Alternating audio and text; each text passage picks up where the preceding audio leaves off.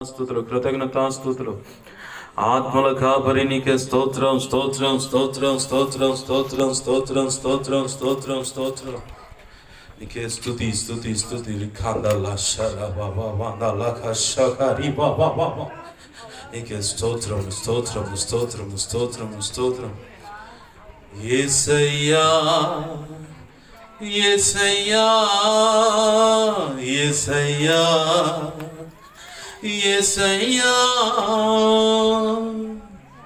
నిన్నే నిన్నే కొలుచునయ్యా నీవే నీవే నా రాజువయ్యా నిన్నే నిన్నే కొలుచునయ్యా నీవే నీవే నా రాజువయ్యా యేసయ్యా యేసయ్యా యేసయ్యా యేసయ్యా యేసయ్యా యేసయ్యా యేసయ్యా యేసయ్యా యేసయ్యా యేసయ్యా యేసయ్యా నిన్నే నిన్నే కొలుచునయ్యా నీవే నీవే నా రాజువయ్యా నిన్నే నిన్నే కొలుచునయ్యా నీవే నీవే నా రాజువయ్యా యేసయ్యా యేసయ్యా యేసయ్యా స్తోత్రం హల్లెలూయా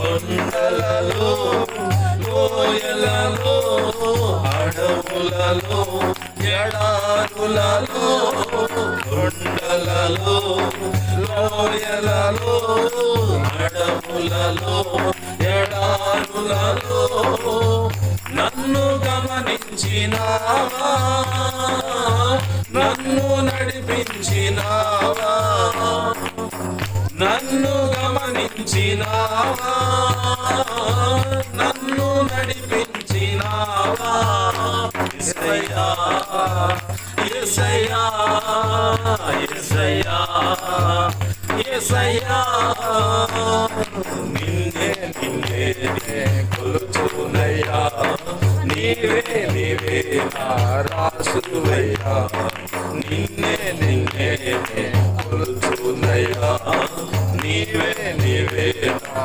రాజువయ్యా యేసయ్యా యేసయ్యా యేసయ్యా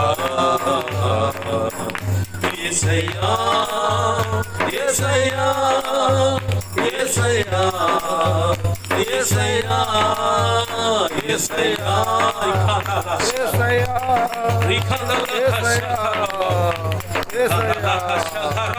యేసయ్యా కొలుచునయ్యా నీవే నీవే నా రాజువయ్యా నిన్నే నిన్నే కొలుచునయ్యా నీవే నీవే నా రాజువయ్యా యేసయ్యా యేసయ్యా యేసయ్యా చప్పట్లు కొడతాం స్తోత్రం హల్లెలూయా స్తోత్రం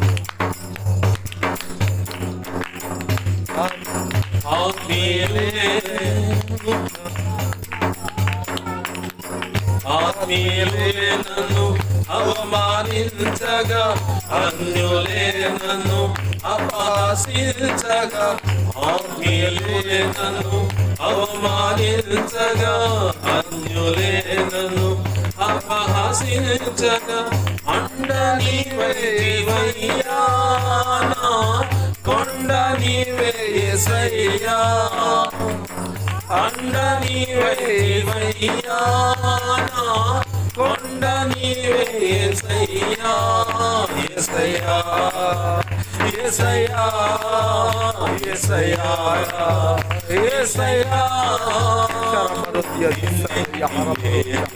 కొలుచునయ్యా నీవే నీవే నా రాజువయ్యా నిన్నే నిన్నే కొలుచునయ్యా నీవే నీవే నా రాజువయ్యా యేసయ్యా యేసయ్యా యేసయ్యా యేసయ్యా యేసయ్యా యేసయ్యా యేసయ్యా యేసయ్యా యేసయ్యా యేసయ్యా యేసయ్యా నిన్నే నిన్నే కొలుచునయ్యా నీవే నీవే నా రాజువయ్యా నిన్నే నిన్నే కొలుచునయ్యా నీవే నీవే నా రాజువయ్యా యేసయ్యా యేసయ్యా యేసయ్యా హల్లెలూయా స్తోత్రం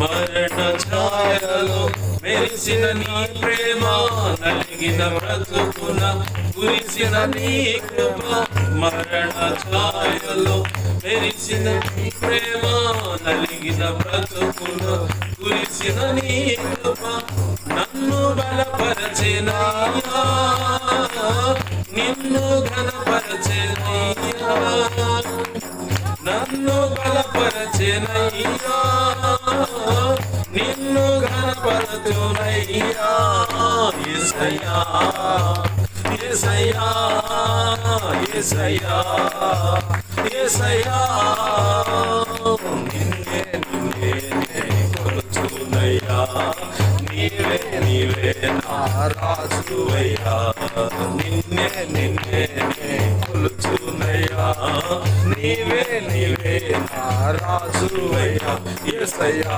యేసయ్యా యేసయ్యా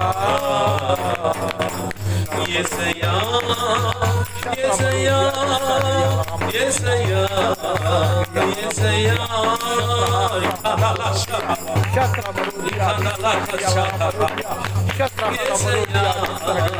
యేసయ్యా నిన్నే నిన్నే కొలుచునయ్యా నీవే నీవే నా రాజువయ్యా యేసయ్యా యేసయ్యా యేసయ్యా స్తోత్రం హల్లెలూయా స్తోత్రం స్తోత్రం స్తోత్రం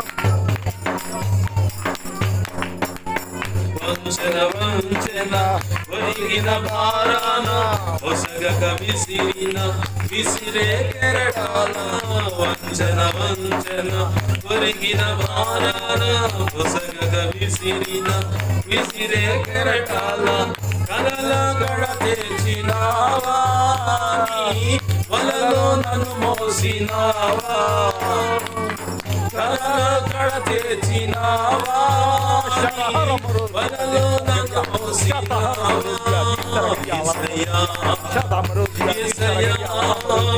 యేసయ్యా యేసయ్యా యేసయ్యా నిన్నే కొలుచునయ్యా నీవే నీవే నా రాజువయ్యా నిన్నే నిన్నే కొలుచునయ్యా నీవే నీవే నా రాజువయ్యా యేసయ్యా యేసయ్యా యేసయ్యా యేసయ్యా యేసయ్యా యేసయ్యా యేసయ్యా యేసయ్యా యేసయ్యా యేసయ్యా యేసయ్యా నిన్నే నిన్నే కొలుచునయ్యా నీవే నీవే నా రాజువయ్యా నిన్నే నిన్నే కొలుచునయ్యా నీవే నీవే నా రాజువయ్యా యేసయ్యా యేసయ్యా యేసయ్యా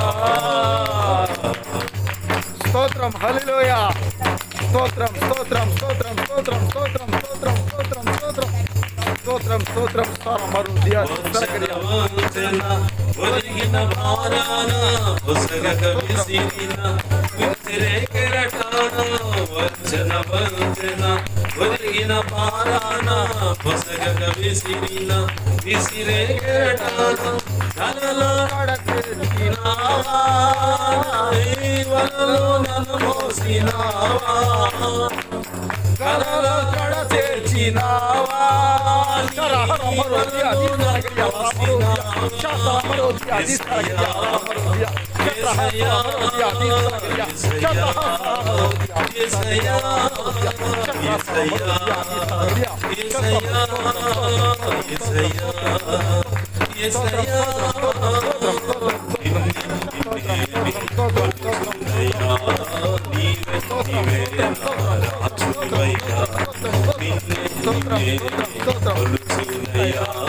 నీవే నీవే రాజువయ్యా యేసయ్యా యేసయ్యా యేసయ్యా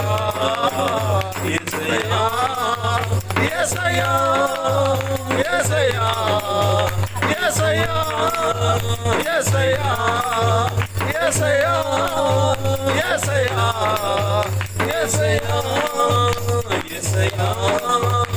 యేసయ్యా యేసయ్యా యేసయ్యా యేసయ్యా యేసయ్యా యేసయ్యా యేసయ్యా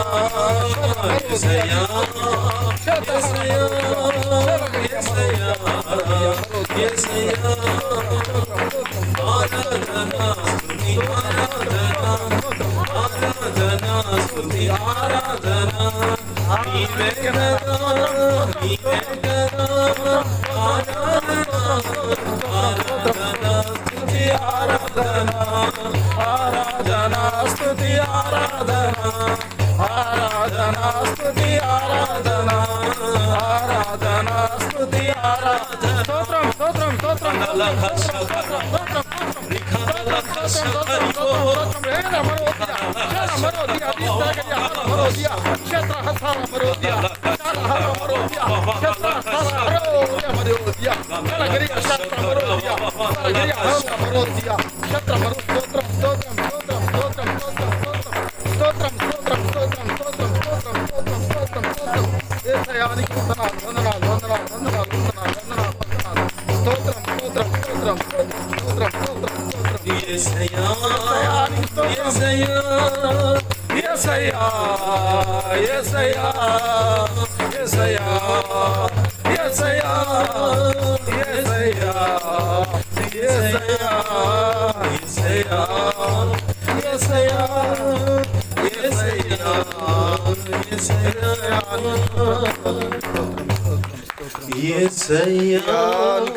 స్తోత్రం స్తోత్రం యేసయ్యా స్తోత్రములు స్తోత్రములు స్తోత్రం యేసయ్యా యేసయ్యానికి స్తోత్రం స్తోత్రం స్తోత్రం స్తోత్రములు తండ్రి. కొండలలో లోయలలో అడవులలో ఎడారులలో నన్ను గమనించినావా స్తోత్రం స్తోత్రం స్తోత్రం నన్ను నడిపించినావా అయానికి స్తోత్రం నీయులే నన్ను అవమానించగా అన్యులే నన్ను అపహసించగా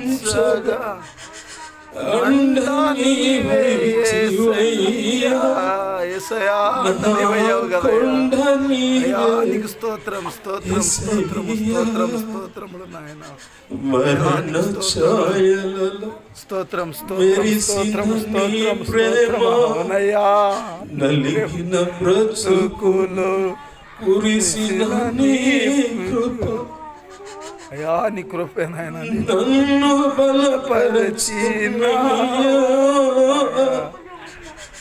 నిన్నే ఘనపరచునయ్యా శరారు మరోదియాది సరగరియా శరారే మరోదియాది సరగరియా వంచన వంచన వరిన భారానయా స్తోత్రం స్తోత్రం స్తోత్రం విసిరే కెరటానికి స్తోత్రం స్తోత్రం కలలా కడతెచ్చినావా నీ వలలో నన్ను మోసినావా యేసయ్యా శరగరియా ఓర మరోదియా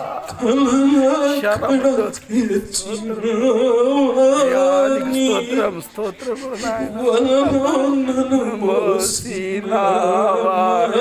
నీకు స్తోత్రములు యేసయ్యా నీకు వందనాలు యేసయ్యా నీకు స్తోత్రములు స్తోత్రములు నాయన యేసయ్యా నీకు స్తోత్రములు నాయన స్తోత్రములు కొలుచునయ్యా నీవే నా రాజు స్తోత్రం శరహర మరోదియా శర మరోదియా దిస్రగరియా మరోదియా శత్ర మరోదియా దిస్రగరియా మరోదియా శరగరియా మరోదియా దిస్రగరియా మరోదియా శత్ర మరోదియా దిస్రగరియా మరోదియా శత్ర మరోదియా దిస్రగరియా మరోదియా దిస్రగరియా మరోదియా శత్ర మరో స్తోత్రం స్తోత్రం స్తోత్రం స్తోత్రం పరిశుద్ధుడానికి వందనాలు వందనాలు వందనాలు తండ్రి నీకు కృతజ్ఞతలు వందనాలు వందనాలు ఈ ఆరాధన పరిశుద్ధుడానికి వందనాలు వందనాలు వందనాలు నీ సన్నిధిని ప్రత్యక్షతను ఆపేక్షిస్తూ స్తోత్రం స్తోత్రం నీ ఆత్మ నడిపింపును స్తోత్రములు నాయన అయా సమస్త విషయాలు ముందు స్తోత్రములు నాయన స్తోత్రములు నాచు బోధించమని మాతో ఉండే ఆరాధనలో ఐక్యపరిచేసి మాలో ఉండి అయా పరిశుద్ధాత్మలో పరవశించే భాగ్యం ప్రాణాత్మ శరీర సంతృప్తి కలిగే కృపనిచ్చినందుకు కృతజ్ఞతాస్తుతులు స్తోత్రం స్తోత్రములు నాయన మా చిన్నిపాటి ఆరాధన నీ పాద పద్మను సమర్పించి నీ నామాన్ని గొప్ప చేసుకుంటూ నిన్ను మహిమపరుచుకుంటున్నాం మా తండ్రి ఆమేన్ ఆమేన్ ఆమేన్ ఆమేన్ ఆమేన్ ఆమేన్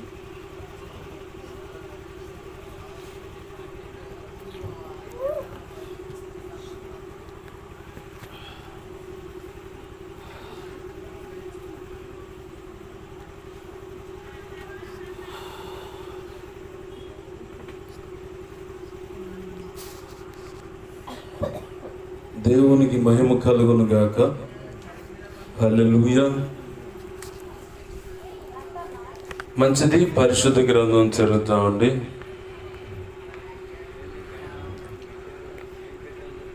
మత్తయి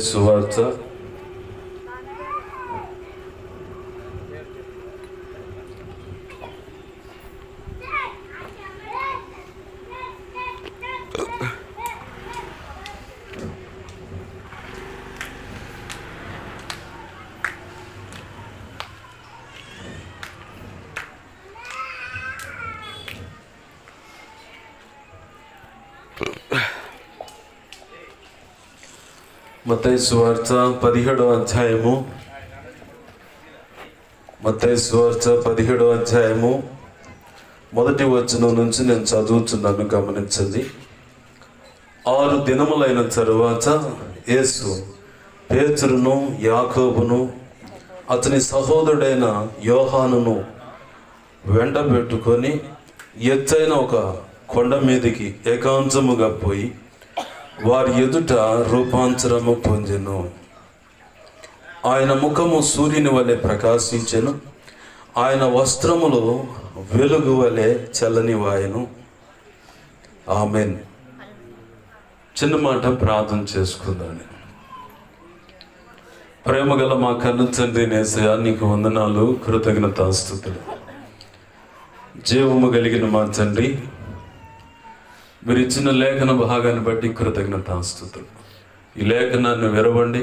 ఈ లేఖనము చాటున మీరు దాచి ఉంచిన నేటి దినమున ఈ సమాజానికి ఈ మాటలు శ్రద్ధ, వినయ, భయభక్తులు కలిగి ఆలకిస్తున్న వారికి, సమకూడిన వారికి, నాకు మాకు ఎవరికి ఏ మాట అవసరమైనదో ఆ మాటలు, నీ మనసులో ఉద్దేశించుకున్న సంగతులు, లేఖన ప్రత్యక్షతతో మర్మములతో ఇమిడినటువంటి సర్వసంపూర్ణ సత్య ఉపదేశం మేము సంపూర్ణులగినట్లుగా ఈ భూమి మీద నీ కృపలో బలవంతులమై ఘనమైన నీ సేవ చేసి నీ చేత ఆనాడు క్రీస్తు న్యాయపీఠ మీదట బహళా మంచిదాసుడా, మంచిదాసురాలని నీ చేత మెప్పు, మహిమ, ఘనత, బహుమతులు అందుకొని నిత్యత్వంలో ప్రవేశించి యుగ యుగాలు నీతో కలిసి నిత్య రాజ్య పరిపాలన చేసే భాగ్యము కలుగునట్లు,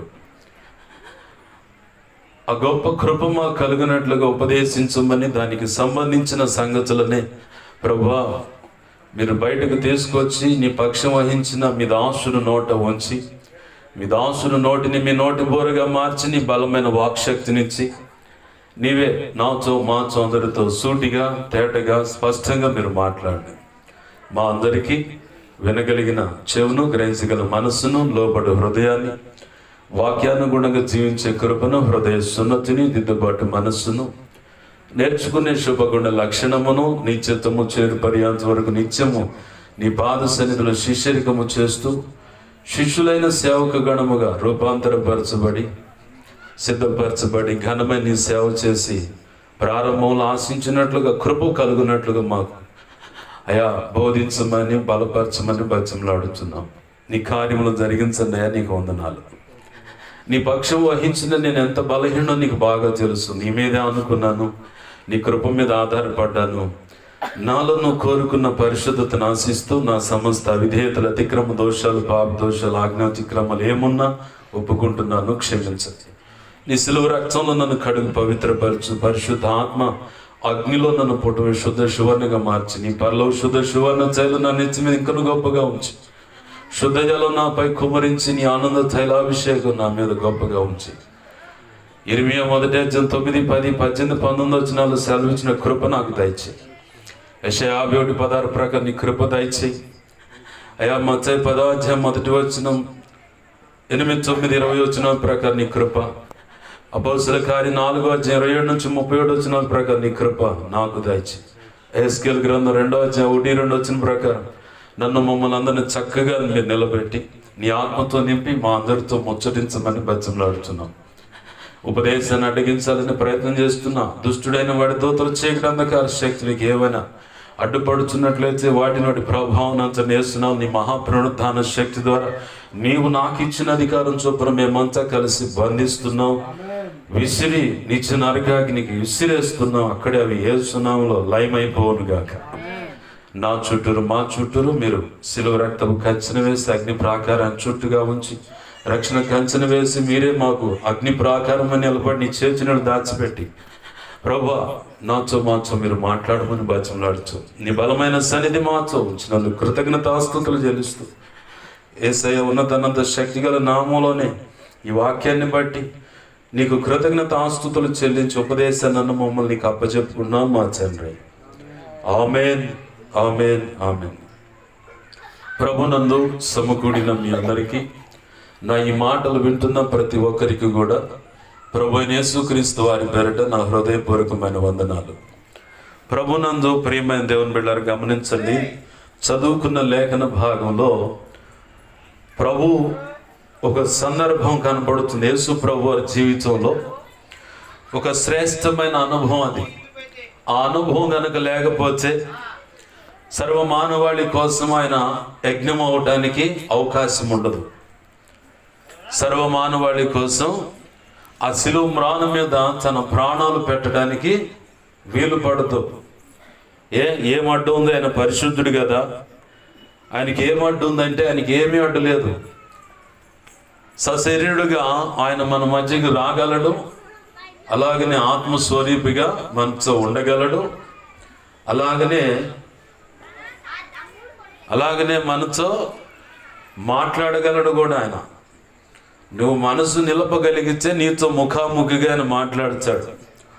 ముంగమూరు దేవదాసయ్య గారితో ఒక పసిబిడ్డ ఆకారంలో వచ్చి ప్రస్తుతం భవిష్యత్తులో జరగబోయే సంగతులన్నీ ఆయనకి చాలా చక్కగా ఒక పసిబిడ్డలాగా వచ్చి కూర్చొని మాట్లాడి వెళ్ళిపోయాడట. దేవునికి మహిమ కలుగును గాక. హల్లెలూయా. నువ్వు మనస్సు నిలిపితే, నీ హృదయాన్ని పరిశుద్ధపరుచుకుంటే, క్రీస్తు రక్తంలో కడగబడిన నీతో దేవుడు మాట్లాడటానికి సిద్ధంగా ఉంటాడు. చాలా మంది దేవుడు నాతో మాట్లాడుతున్నాడు అంటారు. అందరితో మాట్లాడతాడా దేవుడు అంటే? మాట్లాడతాడు. ఆయన యొక్క మనస్సు లేదంటే ఆయన యొక్క వ్యక్తిత్వం నువ్వు గ్రహించగలిగే ఆ మనస్సు స్థితి నీకు కలిగి ఉంటే, ఆయన స్వరాన్ని వినగలిగే రీతిగా నీ చెవు గనుక సిద్ధంగా ఉంటే ఖచ్చితంగా ఆయన మాట్లాడతాడు నీతో. దేవునికి మహిమ కలుగును గాక. హల్లెలూయా. ఖచ్చితంగా ఆయన మాట్లాడతాడు. నేను రక్షణ బాప్తీసు అనుభవంలోకి రాకమునిపే నా ప్రభు నాతో మాట్లాడుతూ ఉండేవాడు. నాకు అసలు గ్రహింపు లేదు అప్పటికి. అసలు గ్రహింపు లేదు. ఆ తర్వాత దేవుడు నాతో మాట్లాడుతున్న విషయాన్ని గ్రహించలేకన్నాను. ప్రభు యొక్క రక్తంలో ఎప్పుడైతే కడగబడ్డానో ప్రభు యొక్క నాతో దగ్గరగా వచ్చి మాట్లాడుతూ మొదలుపెట్టాడు. ఆయన దయా సంకల్పంలో ఉన్న ప్రతి ఒక్కరితో కూడా మాట్లాడుతాడు. ఇంకొక విచిత్రం ఏంటంటే, దైవజనులమైన మేము ఈ మాటను చాలామంది సహించలేరు, ఓర్చుకోలేరు. దాని విషయంలో వాళ్ళు రాజీ పడలేరు. ఏంటయ్యా మాట అంటే, పరిశుద్ధ గ్రంథంలో ఒక మాట ఉంది, దేవుని చిత్తం అయితే అన్న మాటే రేపేమి చేద్దామా, ఎల్లుండి ఏం చేద్దామా, ఆ ఊరు పోయి వ్యాపారం చేద్దామా అనుకుని వారలారా, రేపేమి సంభవించునో మీకు తెలియదు కాబట్టి మీరు ఏదైనా నిశ్చయం అయితే, దేవుని చిత్తం అయితే రేపు అది చేద్దామని చెప్పని ఆ మాట వాడండి అని ఉపదేశాల్లో సంఘ క్రమాల్లో వాడతారు దైవజనులు. ఖచ్చితంగా అది మా బాధ్యత చెప్పాలి. అయితే ఇదే మాట ఒక విశ్వాసి దైవజనుడితో చెబితే, ఇదే మాట ఒక పరిచారకుడితోనో పరిచారకురాలతోనో చెబితే, ఒక సేవకురాలతో చెబితే, దేవుని చిత్తం అయితే దేవుని చిత్తమా, నేనేం చెబుతున్నా నేనేం చెబుతున్నా, దేవుని నాలో కలిగి నేను లేనంటే ఉన్నావు కాదని ఎవరు చెప్పారు? నువ్వు కూడా గ్రహించలేని సంగతులు ఉంటాయి. అది గుర్తుపెట్టుకోవాలి. మొదటిగా దేవునికి మహిమ కలుగునుగా. హల్లెలూయా. ఎలీషా షూనేమీరాలేనా ఘనురాలైన స్త్రీ ఆ ఊరు వస్తా పోతా ఉన్నాడు. చూసింది ఆ చల్లి, ఇతడెవడో దేవుని యందు భయభక్తులు కలిగిన దైవజనుడు లాగా ఉన్నాడు.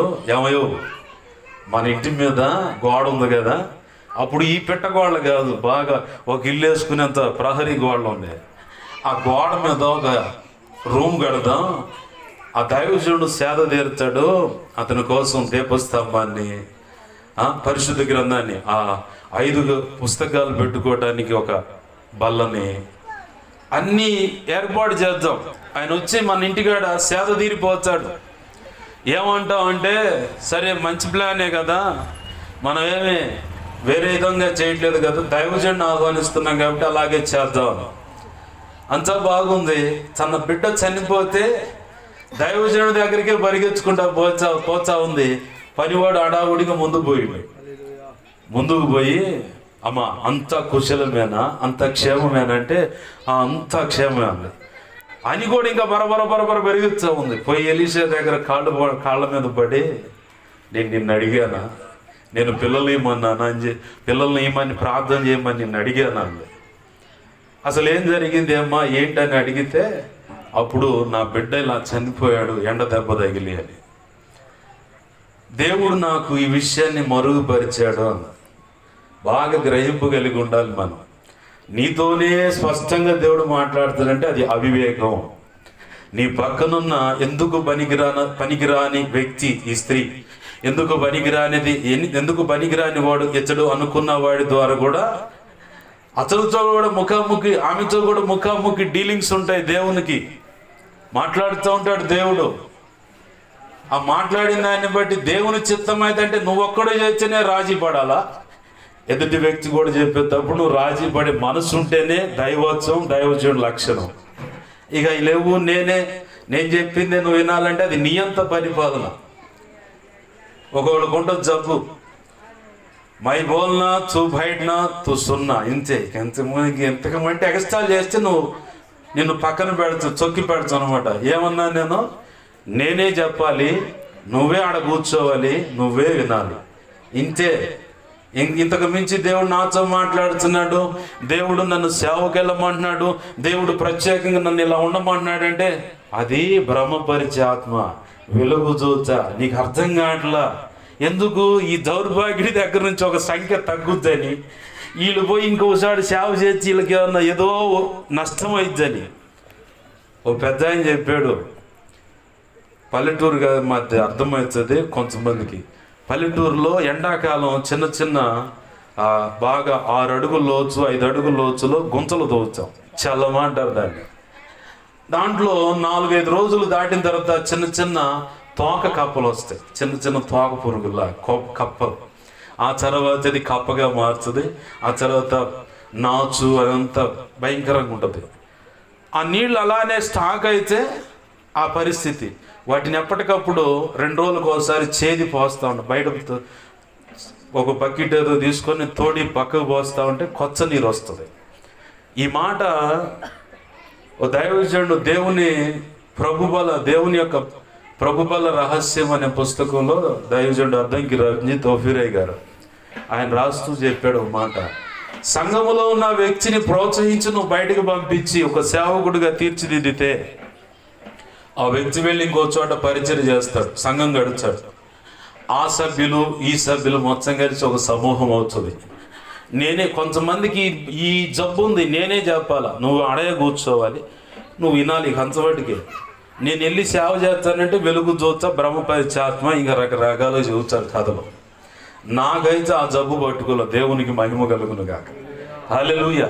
నాకు ముందుగానే చెప్తా ఉంటాడు, ఆ వ్యక్తిని చూస్తే ఆ పసిబిడ్డలను కూడా చూపించి, కొంతమంది పసిబిడ్డలను చూపించి కూడా ఈ పిల్లగాడు నా స్నేహితుడు ఉన్నాడు, మొన్న ఈ మధ్య వాళ్ళ పిల్లగాడు పెద్ద కొడుకు భార్య డెలివరీ అయింది.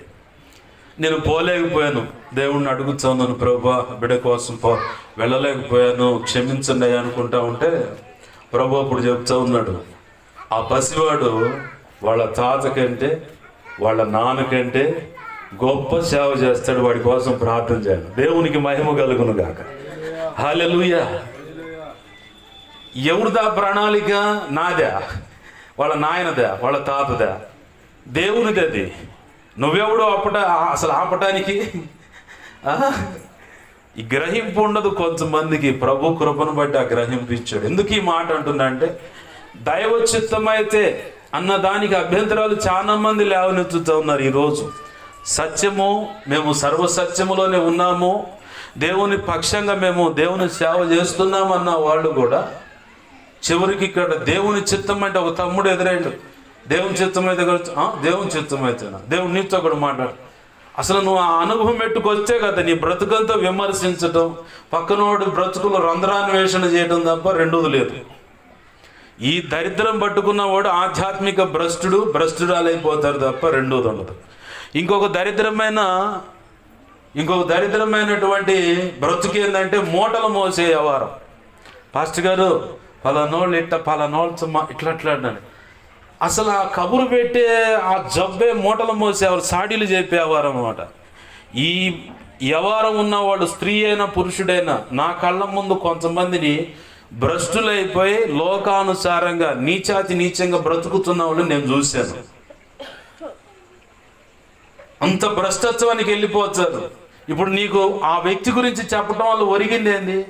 నువ్వు కరెక్ట్ అయిన ఆధ్యాత్మిక జీవితంలో పరిపక్వతలోకి వచ్చిన వ్యక్తివైతే, స్త్రీగాను పురుషుడిగాను నువ్వు ఉన్నట్లయితే, మొదటిగా మోకరించి, నా ప్రభు నా సహోదరికి నా సహోదరుడికి తెలియని ఈ సంగతి, సహవాస దోషమేమో, నీతో సహవాసం దూరం అయిందేమో, సంఘ సహవాసానికి దూరం అయ్యాడేమో, ఎక్కడ లోక స్నేహాలకు దగ్గర ఇలా అయిపోయాడేమో, ప్రభు కనికరించి ఆ బిడ్డను దర్శించు, రక్షించు, నువ్వు పట్టుకురా ప్రభు, నువ్వు మాట్లాడితే ఆ వ్యక్తి వస్తాడు, ఆమె వస్తుందని చెప్పని మొదటిగా నువ్వు ప్రార్థన చేయాల. ఆధ్యాత్మిక జీవితంలో పరిపక్వత కలిగిన వ్యక్తివైతే నెక్స్ట్ ఇంకో పని ఏం చేస్తావో తెలుసా? ఉపవాసం ఉంటా వ్యక్తి కోసం. మా ఇంటికాడ మా చుట్టమైంది, మా దాయోదులు అయింది, మా అమ్మాయి వాళ్ళ భర్త తరపు అయింది, మా ఓడి కోడలు తరపు అయింది. మేము ఉపవాసం ఉండి ప్రార్థన చేయడానికంటే పనికి మాలిన వ్యవహారాలు, ఇవన్నీ పనికి మాలిన తిరిగిచాడులో. అసలు నీకు సంబంధం లేని వ్యక్తి కోసం నువ్వు ఉపవాసం ఉండి ప్రార్థన చేయటం వల్లనే పరలోకంలో గొప్ప బహుమతిని పొందుతావు. దేవునికి మహిమ కలుగును గాక. హల్లెలూయా. నా బ్రతుకులో నేను అది అనుభవించి సాక్ష్యం ఇస్తున్నాను. ఈరోజు నా ఎదుట ఎవరైనా అలాగ బలహీనపడితే, నా కళ్ళ ముందు చుట్టలు తాగుతూ కనపడ్డారు, తలదించుకొని పక్కకి వెళ్ళిపోయిన వాళ్ళు నేను చూశాను. సిగరెట్లు తాగుతూ తలదించుకొని పక్కకు పోయిన వాళ్ళు నేను చూశాను. చుట్ట తాగావు నువ్వు, సిగరెట్ తాగావు నువ్వు అని చెప్పి ఎప్పుడు అడిగితే అసలు సంఘానికి దూరం అయిపోతాడు. నువ్వు కనపడ్డప్పుడు అలా సిగ్గుతో తలంచుకుంటారు వాళ్ళు. నువ్వు అడగకూడదు, సైలెంట్గా పొదును పెట్టాల్సింది కూడా నువ్వు పొదును పెడితే తెగాల్సిన కాడ దిగుతాయి, సరైన లైన్లోకి వాళ్ళు వస్తారనమాట. దేవునికి మహిమ కలుగునుగా. హల్లెలూయా. ప్రభునందు ప్రియమైన దేవుని బిడ్డలారా గమనించండి, నీవు గనక యేసు ప్రభు వారి వలె రూపాంతరము చెందిన వ్యక్తి అయితే ఈ లక్షణాలు ఉంటాయి. ఏ లక్షణాలు అండి? ఏమో ఇప్పుడు దాకా చెప్పే బాగానే ఉంది కానీ కొద్దిగా దూరం అయ్యాను నేను అనుకుంటున్నా. ఆధ్యాత్మిక పరిపక్వతలోకి వచ్చిన వ్యక్తి అయితే ఒక వ్యక్తి జారిపోతుంటే ఆ వ్యక్తి విషయం మొదటిగా మూటలు మోసే వ్యవహారం చేయవు. ఏం చేస్తావంటే ప్రభు పాదాలు పట్టుకొని మొర పెడతావు. మన బ్రతుకులే ఎలా ఉంటుందంటే వ్యవహారం అంతా లోకాన్ని కొంత జేబులో పెట్టుకొని వస్తాం సంఘంలోకి. ఆడవాళ్ళు అయితే బ్యాగులో పెట్టుకొని వచ్చారు. నిజం ఇది. ఎందుకు ఏం జేబులో ఆడవాళ్ళు బ్యాగులను మగవాళ్ళు జేబులో పెట్టుకొని లోకంలో కొంత తెచ్చుకునేది ఏంటో తెలుసా? నా గురించి పాస్టర్ గారు గొప్పగా చెప్పుకోవాలి. అంతకంటే దరిద్రం ఇంకోటి ఉండదు. నీ గురించి దేవుడు గొప్పగా చెప్పుకోవాలి. చూసావా నా కుమారుడు, చూసావా నా కుమార్తె ఎంత భక్తి సాధనలో ఉన్నారు చూడు అని చెప్పని పక్కనున్న దేవదూతలకు చెప్పుకోవాలి. ఆయన ఓ రాజు బైబిల్ గ్రంథంలో ఒక ఆయన దేవుడు చెబుతున్న ప్రణాళిక వ్యతిరేకంగా అడుగులు వేస్తా ఉంటే ప్రభు సమావేశం వేశాడు. ఎవరితో? దేవదూతలతో. వాళ్ళని ఆ ప్రయాణం చెయ్యకుండా చెడగొట్టాలి. ఎవరు పోతారు అన్న బరాబర ఒక దురాత్మ వచ్చి, ప్రభువా నువ్వు అనుమతిస్తే నేను వెళ్ళి వాళ్ళ నోట అబద్ధమాడు మాటగా ఉంటాను. ఎందుకు ఈ మాటను ఎగ్జాంపుల్ చూస్తున్నా అంటే, దేవుడు అక్కడ ఒక వ్యక్తి తప్పుడు దారికి వెళుతుంటే చెప్పుకుంటున్నాడు. యోబు గురించి దేవుడు ఏం చెప్పాడు? సైతాను గాడితో ఏందిరా నా కుమారుడు చుట్టూరు ఏందో అట్ట హల్చల్ చేస్తా ఉన్నావు, తనకు కలిగినంత చుట్టూరు తిరుగుతున్నావు, ఏం సంగతులు అంటే బాగానే ఉందిలే 3 కంచెలేసు కాబట్టి వాడు ఏమో భక్తి చేస్తాడు, తీసి చూడండు, వాడు గదలరా అండు. అంటే దేవుడు వేస్తున్నాడు అక్కడ సాక్ష్యం. నీ భక్తి జీవితం విషయంలో కానీ, నీ సాక్ష్యం విషయంలో కానీ, నీవు నడుస్తున్న విధానంలో కానీ, అది సేవ అయినా పరిచయం ఏదైనా సరే దేవుడు నీ గురించి సాక్ష్యం ఇవ్వాలి. హల్లెలూయా. నువ్వు పరిచయం చేస్తున్నావా? దేవుని సన్నిధిలో పరిచయం చేస్తున్నావా? ప్రారంభంలో పౌలు బర్నబాలు దేవుని సన్నిధిలో పరిచయం చేస్తూ ఉంటే ప్రభు అంటున్నాడు, అక్కడికి వచ్చి పరిశుద్ధుల దగ్గరకు వచ్చి అంటున్నాడు, నేను ప్రత్యేకపరుచుకున్న వ్యక్తులు వీళ్ళు ఉన్నారు, వాళ్ళలో పౌలు బర్నబా ఉన్నారు, వారిని ప్రత్యేకపరిచి నా పనికి పంపించండి అన్నాడు. ఎవరిచ్చారా సాక్ష్యం? సంఘ పెద్దలు ఇచ్చారా? దేవుడు ఇచ్చాడు. దేవుడు సాక్ష్యం ఇవ్వాలి నీ గురించి. ఇక్కడ రూపాంతర అనుభవంలోకి వచ్చినటువంటి యేసు ప్రభు వారి గురించి దేవాది దేవుడే సాక్ష్యం ఇస్తా ఉన్నాడు. ఊరుకోండి, పేతురు, యోహాను, యాకోబులో తొందరపడి అటు చేద్దాం ఇటు చేద్దాం అంటారు. కొద్దిగా ఆగండి, ఆయన ఏం చెబుతున్నాడు అది వినండి అన్నాడు. దేవునికి మహిమ కలుగునుగా. హల్లెలూయా. అక్కడ వాళ్ళతో చెబుతున్నాడు, ఇక్కడ మనతో కూడా దేవుడు ఈరోజు మాట్లాడుతున్న విషయం ఏంటంటే, నీవు రూపాంతర అనుభవంలోకి రావాలి. ఆధ్యాత్మిక జీవితంలో అంటే రక్షణ అనుభవంలోకి వచ్చి సంవత్సరాలు, నెలలు, సంవత్సరాలు గడుస్తూ ఉంది. కొంతమంది నెలలు ఆయుష్ కాలం అంటే నెలల కాలంలో ఉన్న వాళ్ళు ఉన్నారు. కొంతమంది అయితే ఏకంగా పిహెచ్డీలు చేసిన వాళ్ళు ఉన్నారు. అంటే 25, 12, 30 సంవత్సరాలు ఇవన్నీ పిహెచ్డి హోదాలు అన్నమాట. చూడు అంతమే లెక్కేసి చూడు, ఇంటర్మీడియట్ కాడి నుంచి 10 సంవత్సరాలు 12 సంవత్సరాలు అంటే పిహెచ్డి హోదా. కొంతమంది రక్షణ అనుభవంలో పిహెచ్డీలు చేసి ఉంటారు కానీ రూపాంతర అనుభవం మాత్రం అనుభవించరు.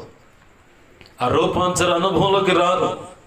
ప్రభు అంటున్నాడు, ఎక్కడేసిన గొంగళిలాగా నీ బ్రతుకు అలాగే ఉండటానికి నేను నిన్ను కోరుకోలేదు, నిన్ను ప్రత్యేకంగా రక్షించుకోలేదు. మరి ఎందుకు కోరుకున్నావు ప్రభు అంటే, ఆయన నిన్ను రూపాంతరపు అనుభవంలోకి తెచ్చుకోవాలని ఆశపడుతున్నాడు. రూపాంతర అనుభవంలోకి నువ్వు రావాలని కోరుకుంటున్నాడు. రూపాంతర అనుభవంలోకి నువ్వు రావాలంటే ఆయన చేసినట్టుగా కొండెక్కాల. దేవునికి మహిమ కలుగును గాక. హల్లెలూయా. కొండెక్కి ఆయన ఏం చేశాడు? మోకాళ్ళ మీద నిలబడ్డాడు. మోకాళ్ళ మీద నిలబడి, ఇది ఒక ఎగ్జాంపుల్. యేసు ప్రభు వారికి ఏమి పరిశుద్ధత లోపమై ఆయనకి ఇంకేదన్నా అవసరమై ఆ అనుభవం పెట్టు నీకు చూపించట్లేదు పరిశుద్ధ గ్రంథంలో నుంచి.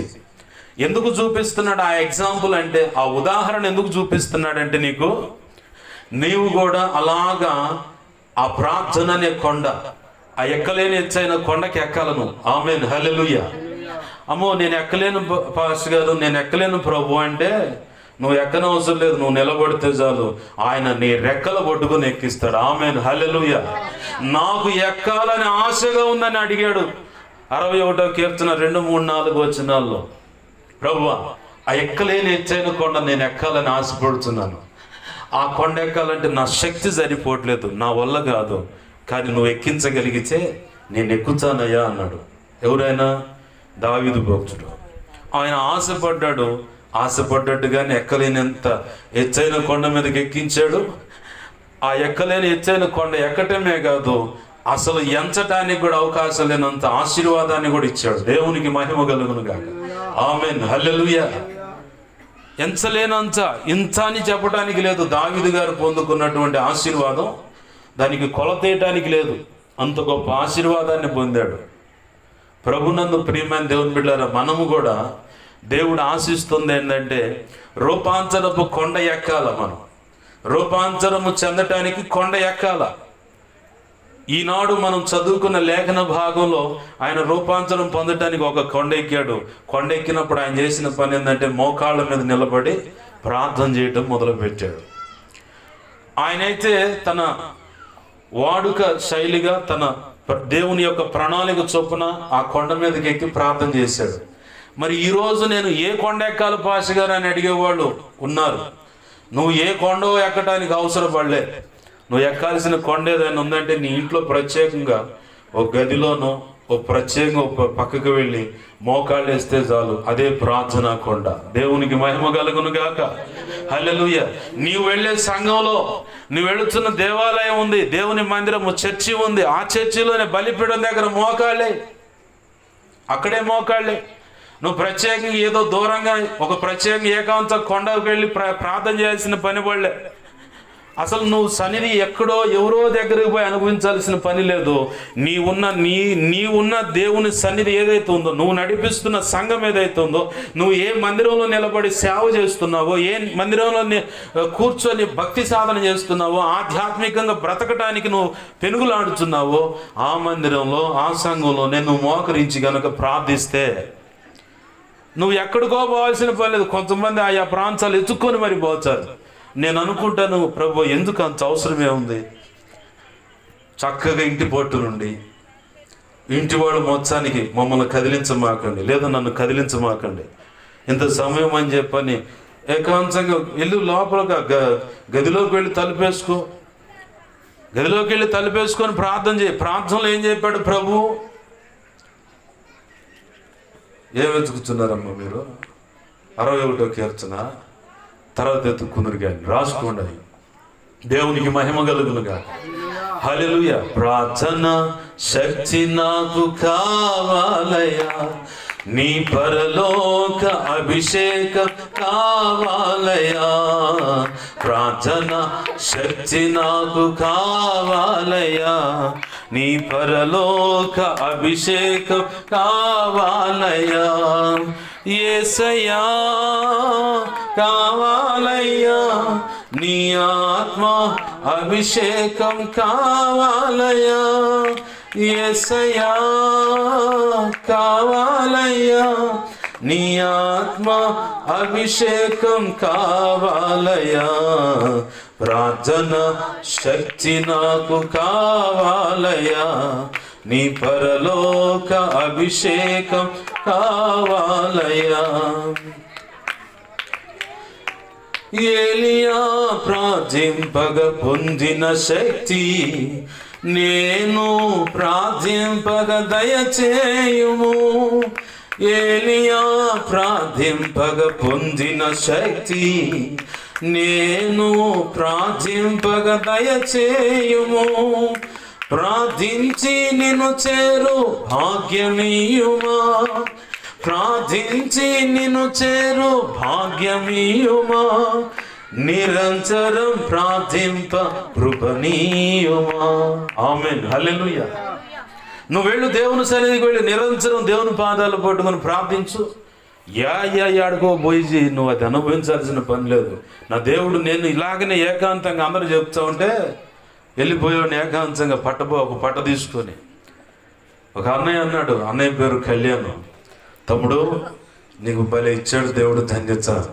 ఏమన్నా అన్న, ఏకాంత ప్రార్థన పోవటానికని. ఆడ కొన్నాళ్ళు పోయా. తర్వాత ప్రభు అన్నాడు, నువ్వు అసలు ఏకాంత ప్రార్థనకి రావాల్సిన పని లేదు, ఇంట్లోకి వెళ్ళి తలుపేసుకొని కూర్చోవాలి. దేవునికి మహిమ కలుగునుగా. హల్లెలూయా. ఆ రోజు మొదలుకొని ఈ రోజు వరకు దేవుని సన్నిధానాన్ని ఖచ్చితంగా వెళుతా, ఒక్క 5 నిమిషాలు గడపటానికని. అక్కడ అరెస్ట్ అవుతా. ఎమ్మడిని దేవుడు పట్టుకొని చేయరా ప్రార్థన చేయి అని ప్రార్థన చేయించుకొని అంత అయిపోయిన తర్వాత ప్రభు ఇంకేమైనా ప్రార్థనలు ఉన్నాయా అని అడుగుతా. ఇంకేం లేవులే కానీ ఇంటికి పోవడం కానీ ఇక అప్పుడు గదిని ఇంటికి వస్తా. ఇంటికి వచ్చి కాస్తంత ఎంగిలి పడుతాం, ఏదైనా తింటాం. మళ్ళీ అమ్మడినే ఇక మళ్ళీ మోకాళ్ళ మీద ప్రార్థన, వాక్యం చదువుకోవటము, లేదంటే ప్రభు ఏదైనా ప్రేరణ ఇస్తే పాటలు రాయటము, లేదనుకుంటే కొంచెం చేదరనుకున్నప్పుడు లైవ్ మళ్ళీ అమ్మనే రన్నింగ్, ఎవరో ఒకరు దైవజనులు చెప్పిన వాక్యాలు ఉంటాయి. నాన్ స్టాప్, అసలు ఖాళీగా అనేది ఉండను. ఎందుకంటే దైవజనుడు అద్దంకి రంజిత్ ఫిరాయ్ గారు చెప్పిన మాట, ఆ అపవిత్రమైన పుస్తకాలు తప్పనిచ్చి చిన్న పిల్లగాడు చదువుకునే స్కూల్ పుస్తకం కానించి పిహెచ్డికి సంబంధించిన పుస్తకాలు నీకు దొరికితే చదువు. ఏ పుస్తకమైనా చదువు, ఖాళీ లేకుండా చదువు. ఖాళీ ఉండకూడదు. నువ్వు ఖాళీగా ఉంటే, ఓ భక్తుడు అన్నాడు, ఎంప్టీ మైండ్ డెవిల్ హౌస్, అంటే ఖాళీగా ఉన్న హృదయం, ఆ మైండ్ దెయ్యాల కర్మాగారం అని. ఇక ఖాళీగా ఉంటే ఏదో ఒక ఆలోచనలు వస్తాయి. నేను అందుకే ఖాళీగా ఉండను. ఇక్కడ నుంచి బండి తీస్తే బజార్కి వెళ్ళేటప్పుడు వెంటనే సెల్ ఆన్ చేసి టీవీ పెట్టుకుంటా. శుభవార్త టీవీ పెట్టుకొని, అది నాకు వినపడదు, అయినా నా తలంపులు, ఊహలు, ఆలోచనలు, మనస్సు, హృదయాన్ని మొత్తం దాని మీద తీసుకెళ్ళి వినపడుతుందా లేదా వినపడుతుందా, ఆ ఒక్క మాట అయినా నాకు అవసరమైన మాట దొరుకుతుంది. ఖాళీగా ఉండకూడదు అన్నమాట. ఇది వింటానే మనసులో మళ్ళీ ఆత్మలో స్తుతిస్తా, ప్రార్థన చేస్తా, పోతా సెంటర్కి. మళ్ళీ అక్కడ నుంచి అలాగనే వస్తా. ఖాళీగా ఉండకూడదు. దైవజనుడు చెప్పిన మాట నాన్ స్టాప్ అన్నమాట. నిద్రపోతే నాకు తెలియకుండా నిద్ర వస్తే తప్ప అప్పుడు దాకా నిద్ర రాదు, నిద్రపోను. ముఖస్థుతి లేదంటే నా గురించి గొప్పగా చెప్పుకోవడం కాదు, కానీ నా ప్రభు నాకు నేర్పిన అలవాటు అది. దేవుని మందిరానికి వెళ్తాను డైలీ, ప్రార్థన. అక్కడికి వెళ్ళి నేను చేసే మొట్టమొదటి పని ఏంటంటే, దావీదు మహారాజు అడిగినట్లుగా 139వ కీర్తన 23-24 వచనాలు సెలవిచ్చినట్లు ప్రభు అక్కడ అంటాడు, దావీదు మహారాజు అంటాడు, నాలో నీకు ఆయాసకరమైనది ఏదైనా ఉందేమో చూడయా, పరిశీలించు, పరిశోధించుము, పరీక్షించి తెలుసుకున్నాము, నీ నిత్యానుసారమైన మార్గంలో నన్ను నడిపించు అన్నాడు. ఆ మాట అడిగంగానే నిన్ను వెంబడినే దేవుడు నీలోకి తొంగి చూసుకునేలాగా దేవుడు అనుమతిస్తాడు. ఖచ్చితంగా జరుగుతుంది. అది జరగకపోతే నువ్వు రూపాంతర అనుభవంలోకి రావు. అలాగ రావటం లేదంటే నీ హృదయంలో ఏదో దేవునికి నచ్చనటువంటి విషయం ఉంది. దేవునికి ఆయాసకరము కలిగేటువంటి పరిస్థితి ఏదో నీ హృదయంలో దాచిపెట్టుకుంటున్నావు. నీ భార్యతో సమాధాన పడమంటాడు దేవుడు. పొరపాటును కూడా దానికి ఏం తెలుసండి, నేను సమాధాన పడనని అవసరమైతే 4 ఎగిరెగిరి తంతు. అదే టైంలో వాళ్ళోళ్ళు వచ్చి తంతే నిన్న ఏం చేస్తావు నువ్వు? వాళ్ళోళ్ళు వచ్చి తంతే ఏం చేస్తావు? సరే భర్తకు లోబడవమ్మా అంటాడు దేవుడు. ఏం దానికి లోపడదు? ఏం తెలుసు ఆయనకి? ఏదో లోపడమంటావు, ఏం తెలియదు, మట్టి బుర్రది, ఏం తెలియదు.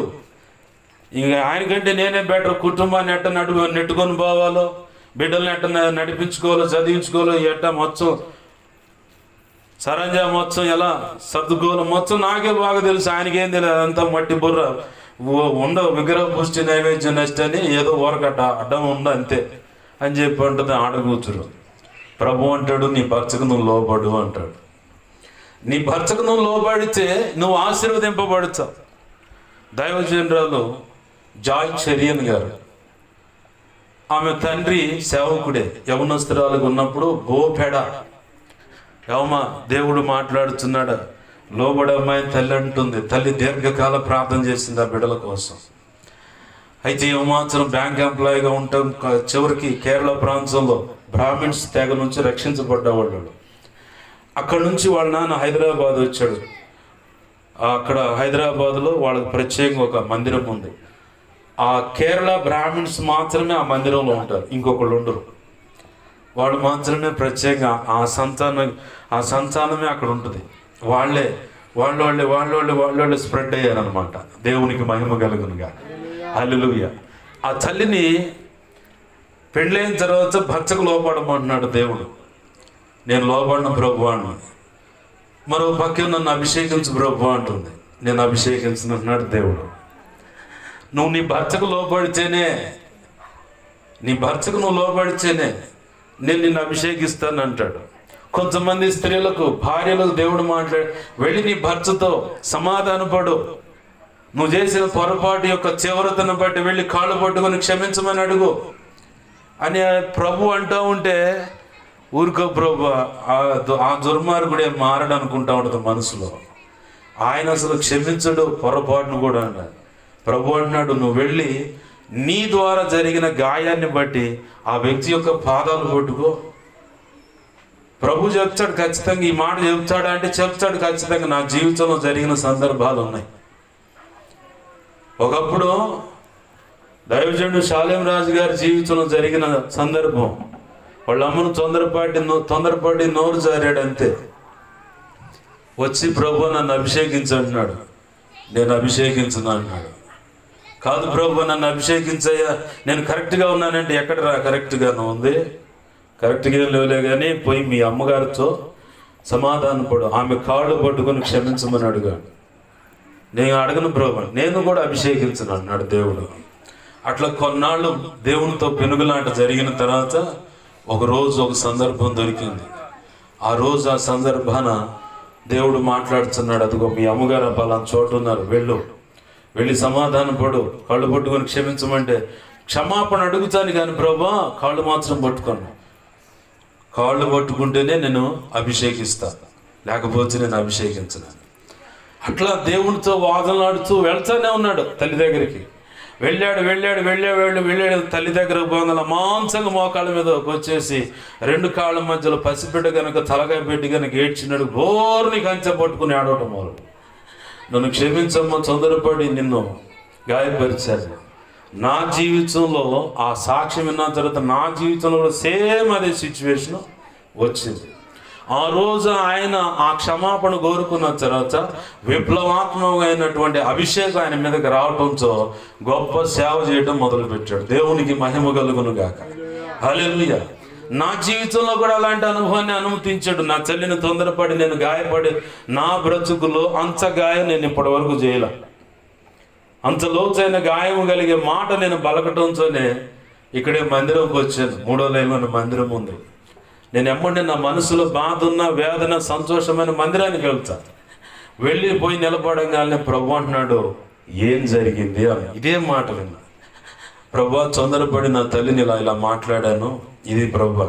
వెళ్ళి కాళ్ళు పట్టుకొని క్షమాపణ అడిగాడు. సరే ప్రభు అని వెంటనే సరెండర్ అయిపోయి, సరే ప్రభు అని చెప్పి నీకు బలిపీఠం పట్టుకుని బోర్న నేను ఏడవాలనుకున్నంత వరకు ఏడ్చి నా మనసులో నెమ్మది వచ్చిన తర్వాత ఇంటికి వచ్చి కాస్తంత ఎంగిలిపడి కదా.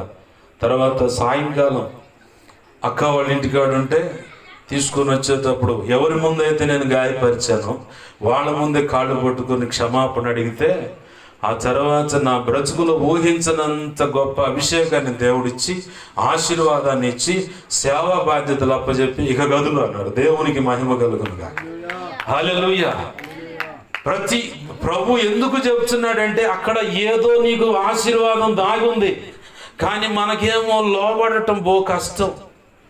నాతో కొంతమంది సహోదరుల విషయంలో చెప్పిన మాట, నీ భార్యతో నువ్వు గాయపరిచే విధంగా బ్రతికావు, వెళ్ళి ఆమె కాళ్ళు పట్టుకొని క్షమాపణ అడగమని చెప్పాడు. ప్రభు చిత్తం సమయం వస్తే ఖచ్చితంగా చెప్తాను. ఒకవేళ నా ఈ మాటలు వింటున్న వాళ్ళు ఎవరైనా ఉంటే, నీ భార్యను నువ్వు గాయపరిచే రీతిగా బ్రతుకుంటే వెళ్ళి క్షమాపణ అడుగు. లేదా ఆమె నేను అలా క్షమాపణ అడిగితే నన్ను ఇక సహించదు, క్షమించదు అనుకున్నా వెళ్ళు, కాళ్ళు పట్టుకో. తప్పే ఉంది లోకంలో అన్నట్టు. కుడి ఎడమైతే తప్పే ఉంది, కింద మీద పడి తప్పే ఉంది. వాళ్ళు భార్య భర్తలే కదా అంటారు. ఎవరి దగ్గర పోవచ్చునా నువ్వు? పరాయవాడు భార్య దగ్గర పోతున్నావు, నీ భార్య దగ్గర, నువ్వు కట్టుకున్న భార్య దగ్గరికి, నువ్వు నీ భర్త దగ్గరికే పోతున్నావు, ఇంకొకరి దగ్గరకు పోట్లా. వెళ్ళు, క్షమాపణ అడుగు, ఖచ్చితంగా దేవుడు ఆశీర్వాదం ఇస్తాడు. లేదు, నీ పొరుగు వారిని ఎవరైనా గాయపరిచావు, వెళ్ళు, క్షమాపణ అడుగు. ప్రభువా, ఇదిగో అయ్యా, ఇదిగో ఈ విషయంలో నేను గాయపరిచాను, క్షమాపణ అడుగు. క్షమాపణ అడగటం వలన నీవు తగ్గింపు జీవితాన్ని నేర్చుకోగలుగుతావు. క్షమాపణ అడగటం వలన ప్రభు యొక్క బలమైన అభిషేకాన్ని నువ్వు పొందుకోగలుగుతావు. నువ్వు కుమార్తెగా ఉన్నావు, కుమారుడుగా ఉన్నావు, నీ తల్లినో గాయపరిచావు, వెళ్ళిపోయి ఆయన ఆ తల్లి యొక్క పాదాలు లేదా తండ్రి యొక్క పాదాలు, ఆ కాళ్ళు పట్టుకొని క్షమాపణ అడుగు. తప్పేముంది? ఇంతవరకు నిన్ను పోషించలేదా? ఇంతవరకు నిన్ను దేవుడు ఎలా అయితే సహిస్తున్నాడో అంతలో కొంత ఆయన నిన్ను సహిస్తున్నారు కదా. క్షమాపణ అడగటం తప్పేముంది? నువ్వు క్షమాపణ అడగటం వల్ల ఇంకా ఆశీర్వదింపబడతావు. కొంతమంది పెద్దలు వారి ఉన్న అనుభవాలు చెప్పిన మాట ఏంటంటే, క్షమించండి అని అడగటం కష్టమైన పని. నేనంటాను, క్షమించటం అని అడగటం చాలా ఈజీ అంట. దేవునికి మహిమ కలుగును గాక. హల్లెలూయా. చాలా ఈజీ. కాకపోతే మనకి ఏంటంటే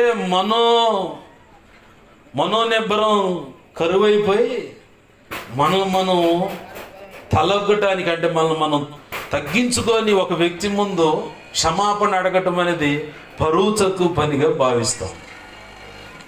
ఎవరి దగ్గర పోతున్న బజార్లో ఎవడన్నా బజార్లో పట్టుకొని నన్ను బేభత్సం చేసి 4 దెబ్బలు బాది అంత అయిపోయిన తర్వాత చెప్పు, క్షమాపణ చెప్పు, లేకపోతే నీకు మామూలుగా ఉండదంటే I'm sorry brother, I'm sorry అంటావు. మరి వాడు ఎవడో ముక్కు మొఖం తెలియనివాడు ఎవడో బజార్లో 4 మాటలు మాట్లాడితే పరిచయమైన స్నేహితురాలు వాళ్ళ విషయంలో ఐఎమ్ సారీ అని చెబుతావు. మరి నీ తల్లికి, నీ తండ్రికి, లేదంటే నీ భర్తకు, నీ భార్యకు క్షమాపణ చెప్పడం తప్పేముంది?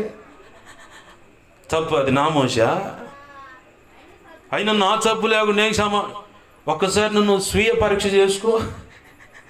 ఎందుకు ఈ మాటలు చెప్తున్నాడు ప్రభు అంటే, రూపాంతర అనుభవంలోకి రావాలంటే కొన్ని అడ్డులు ఉంటాయి మన జీవితాల్లో.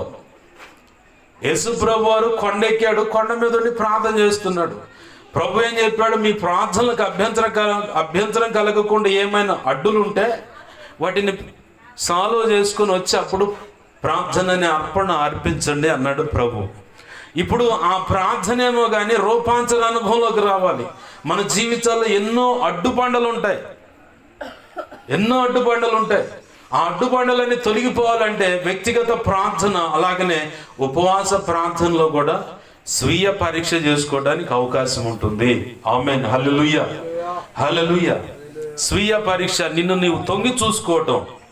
నిన్ను నువ్వు తొంగి చూసుకున్నప్పుడే నీలోకి జీనత్వం అనేది వస్తుంది.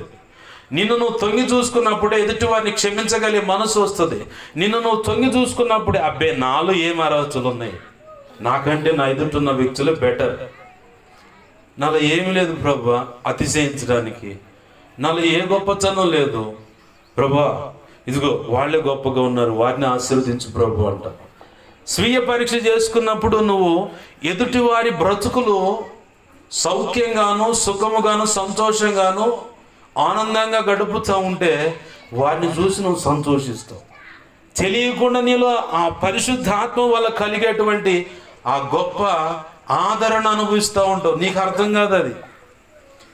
ఒక వ్యక్తి బాధలో ఉన్నాడు, నీకు సంబంధం లేదు, అయినా సరే నీ దగ్గర ఉన్నది ఏదో కొంచెం సహాయపడ్డప్పుడు ఆ కుటుంబం కట్టబడుతుంటే, లేదా ఆ వ్యక్తి ఆకలి తీర్చబడుతూ ఉంటే దాన్ని బట్టి నువ్వు చూసుకుంటే సంతోషిస్తూ ఉంటావు. కొంచెంలో కొంచెమైనా నేను సహాయపడగలిగాను, నాకైతే కొంచెం ముందు ఉన్న కొద్దిలో వాళ్ళకి నేను సహాయపడగలిగాను అని సంతృప్తి చెందుతావు. స్వీయ పరీక్ష చేసుకుంటా నిన్ను నువ్వు తొంగి చూసుకుంటా ఉంటే ఏ గర్వము, ఏ అహంకారం, ఏ అతిశయ కారణం అనేది ఉండదు నీలో. ఎప్పటికప్పుడు దిద్దపడుతూ ఉంటావు, ఎప్పటికప్పుడు దేవునికి లోబడుతూ ఉంటావు, ఎప్పటికప్పుడు నీలో పసిబిడ్డ స్వభావం వచ్చేస్తూ ఉంటుంది. ప్రభు అన్నాడు, మీరు పసిబిడ్డల వలె రూపాంతరపరచబడితేనే పరలోకం అనేది మీకు స్వాస్థ్యముగా అందించబడుతుంది. ఇక నువ్వు పసిబిడ్డ అంటే ఇక ఎట్లా ఉంటుంది? వాళ్ళు ఎవరు అప్పుడే కొట్టుకుంటారు, అప్పుడే కొట్టుకుంటారు.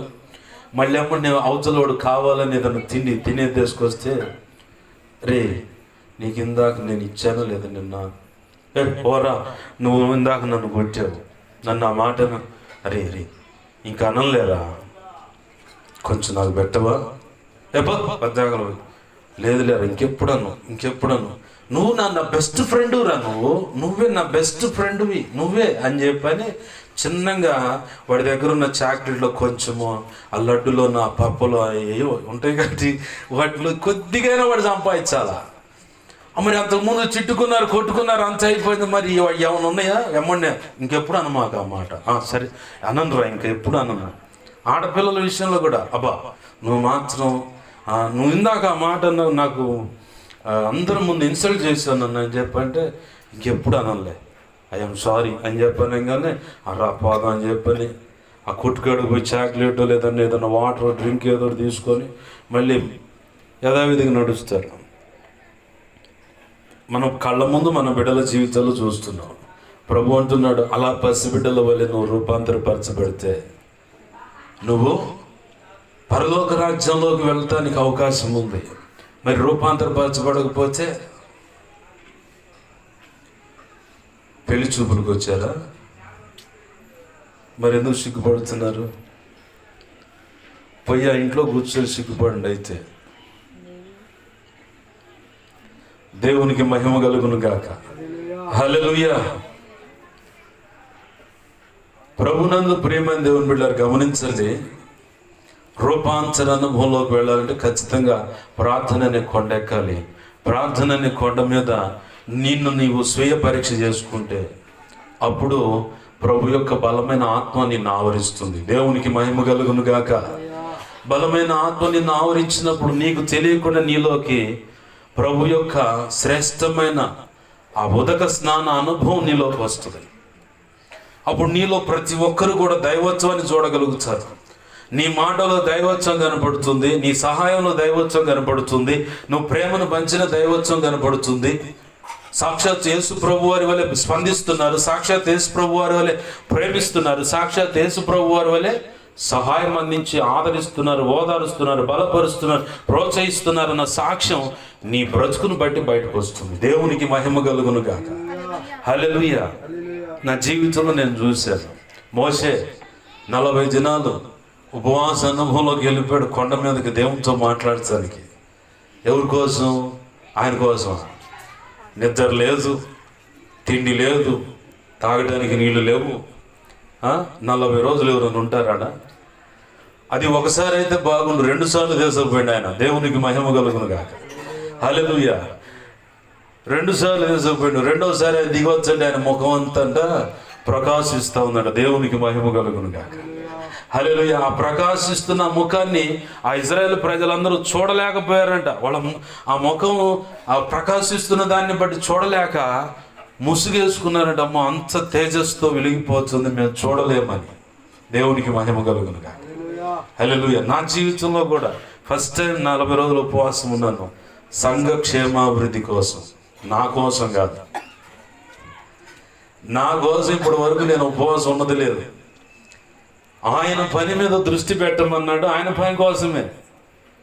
ప్రారంభంలో 3 రోజులు, 5 రోజులు, 7 రోజులు, 10, 11 రోజులు, 21 రోజు, 41 రోజు ఈ టైంలో వెళ్ళిపోతా ఉంటే సంఘం అంతా భయపడింది. అమ్మో ఈడేమైపోతాడు, వాళ్ళు అంతా వచ్చి ఏం అడుగుతారు ప్రశ్నలని. కానీ నా ప్రభు కృప నిలబెట్టింది. అందుని బట్టి దేవునికి మహిమ కలుగును గాక. హల్లెలూయా. ప్రభు కృప నిలబెట్టింది అనమాట. ఆ రోజు ప్రభు నిలబెట్టకపోతే నేను ఉండేవాడిని కదా అన్ని రోజులు. దైవజనుడి దగ్గరికి, శాలేం రాజు గారి దగ్గరికి అమ్మ వాళ్ళంతా టాటా వేసింది. అప్పుడు నాకు వెళ్ళాం పలకరించొద్దు సంఘ బిడ్డలు అంతా కలిసి. ఆ రోజు నాకు డౌటు, ఖచ్చితంగా ఈ దగ్గరికి పోతే ఆత్మ వివేచన అనే వరం ఉంది. ప్రతి ఒక్కళ్ళు ఉన్నదన్నట్టు ఒప్పుకోవాలా. నాకు అది గ్రహింపు ఉంది. మందిరంలో పోయి మోకాళ్ళ మీద పడ్డా, ప్రభువా ఆ దైవజనుడు అడుగుతుంది ఖచ్చితంగా ఎందుకుంటున్నావు ఏందని. మా అమ్మ కూడా తొందరపడి ఖచ్చితంగా నోరు జారి అయ్యా ఉపవాసం ఉంటుండని చెప్పుద్ది, ఖచ్చితంగా చెప్పుద్ది. కాబట్టి ఆ దైవజనుడు అడిగినప్పుడు ఏం సమాధానం చెప్పాలో నా ఆత్మీయ తండ్రి అడిగితే నేను దేవుడిని అడుగు చెబుతున్నా అని చెప్తున్నాను. ఎవరు అడిగినా అదే మాట చెబుతున్నాను. ఎవరికి ఏం సమాధానం చెబుట్లా. ఆయన అడిగితే ఖచ్చితంగా చెప్పాలి. ఎందుకంటే బాప్తిజం ఇచ్చినాడు, వ్యవస్థాపకుడై ఉన్నాడు, పెద్దగా ఉన్నాడు. ఖచ్చితంగా చెప్పాలి, ప్రభువా సహాయం చేయని ప్రార్థన చేసుకుంటూ ఉన్నా. వీళ్ళు పోయారు, మాట్లాడారు, వచ్చా ఉన్నారు. ఈ లోపల మా అమ్మ చెప్పనే చెప్పేసింది. ఆ దానియేలు ఎక్కడ అనగానే అదుగు ఆడున్నాడు మందిరంలో మోకాళ్ళ మీద ప్రార్థన చేసుకుని ఇక ప్రభువుని అడిగి లేచి వెళ్ళిపోడు. పొయ్యే దగ్గరికి పోగానే రా దానియేలు అని భుజం మీద చేసాడు.